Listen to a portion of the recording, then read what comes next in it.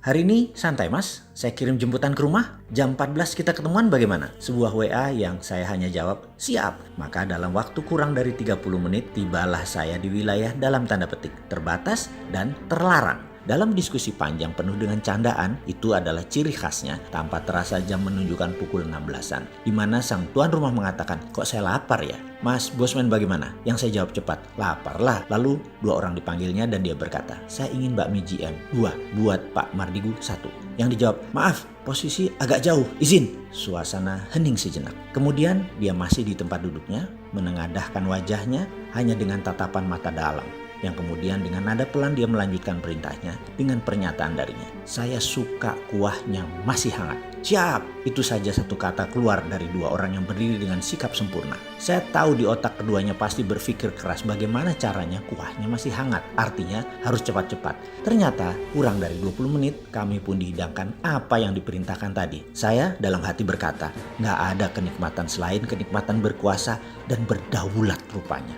Berhadapan dengan orang yang hanya satu level di bawah penguasa sebuah negara, ternyata secara internal organisasinya, mereka orang yang bukan hanya dihormati, tetapi kata-katanya adalah perintah, batuknya adalah kode, jalannya adalah ajakan, telunjuknya adalah arah, genggamannya adalah masa depan. Sahabat saya ini, saya kenal lama. Dulu seragamnya terang, sekarang gak jelas apa ya, abu-abu atau hitam kali ya. Organisasi yang dia pimpin ini banyak ditakuti orang yang berpikiran negatif buat NKRI ini. Dia pemimpin sekelompok pasukan elit dan shadow, kecil, terpilih, dan sangar. Diskusi kemarin adalah membahas pertanyaan mendasar yang saya berikan kepadanya, di mana dia mengundang saya khusus berdiskusi tentang hal ini. Tinggi mana human right dengan nation right? Tinggi mana hak asasi manusia dengan hak asasi negara untuk bisa hidup utuh dan langgeng? Misalnya, beberapa orang teroris yang membom dan membunuh 200 saudara sebangsa dan setanah air. Namun otaknya teroris yang membela agama tertentu, agama yang mengklaim surga adalah milik mereka, boleh membunuh sesama saudaranya. Kemudian ketika dia ditangkap beserta kaki tangan dan organisasinya, katakanlah ada 25 orang. Ketika mau dijatuhi hukuman mati, maka sekelompok pembelanya berbungkus agama mengatakan hukuman mati tersebut melanggar HAM. Loh kok enak sih? Sementara dalam melaksanakan keadilan, manusia berhati bengis teroris berbungkus agama tadi telah membunuh 200 orang manusia tak berdosa. Di mana di doktrin otaknya yang 200 orang tadi akan syahid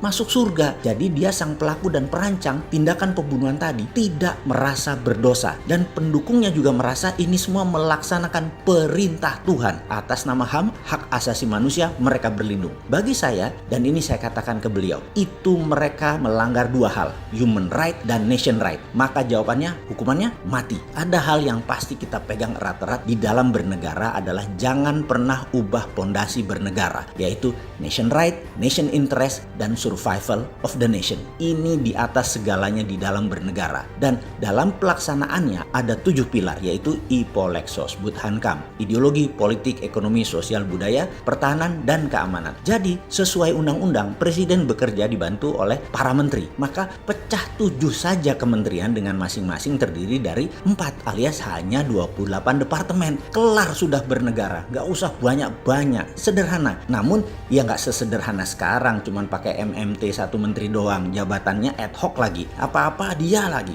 apa-apa 4L lagi. Ya gak sesederhana itulah bernegara. Rumitin dikit lah ben ketok pinter bernegaranya. Balik lagi atas nama nation right. Saya mengatakan kepadanya, kalau saya nih mengelola negara, saya akan hidupkan lagi Kopkamtib yang dulu dipegang Laksamana Sudomo. Tugasnya mengenforce keamanan dan ketertiban. Jadi checklist kejahatan ya. Pertama-tama, siapa saja yang melakukan kejahatan 3 kali atau lebih untuk hal yang sama, tembak mati. Misalnya maling motor, ketangkep, keluar, maling lagi, ketangkep, keluar, maling lagi, udah eksekusi saja. Siapa saja yang memperkosa lebih dari sekali, tembak mati. Bandar narkoba ketangkap 2 kali melakukan hal yang sama, tembak mati. Koruptor di bawah 10 miliar, miskinkan. Koruptor di atas 10 miliar, tembak mati. Misalnya, kita ambil contoh negara tetangga. Apa yang dilakukan Duterte, ini adalah tindakan dirinya atas nama nation right. Dan dia berhasil menurunkan angka pemakaian narkoba hingga 90% dan menurunkan menurunkan tindak kriminal di Filipina hingga tinggal 30%. Tegas, kejam, terarah.